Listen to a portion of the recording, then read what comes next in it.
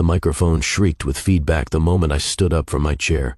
Not because I bumped the table, not because the sound engineer made a mistake, but because every single person in that banquet hall had gone so quiet, so suddenly, that the speakers picked up the silence like a scream. 400 people, crystal chandeliers, a stage lit like a cathedral, and my husband, the man I had spent 6 years building a life with, had just told every person in that room that the woman standing beside him on that stage was the reason for everything he had ever accomplished. I was sitting in the front row. Our 5-year-old daughter was asleep against my arm.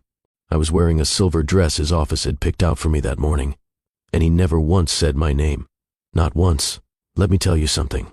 There are moments in life when everything you thought was real cracks open right in front of you, and you realize that the ground you were standing on was never solid to begin with. That night was my moment. But here is what my husband did not know, what nobody in that room knew.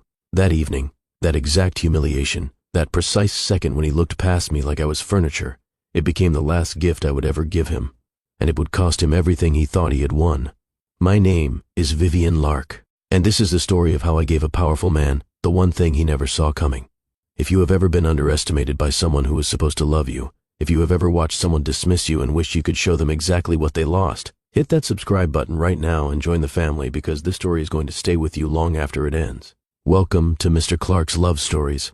I need to take you back before the gala, before the silver dress, before I learned how to smile while my chest was caving in.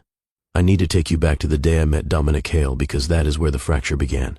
I was 24 years old. I had $11 left in my checking account, charcoal dust under my fingernails, and a portfolio full of designs that I believed to change the way people experience space. I had entered an architecture competition with a design for a community library in a neighborhood no developer would touch. Curved walls, a living roof. Windows are positioned to catch light at every hour. The judges called it breathtaking.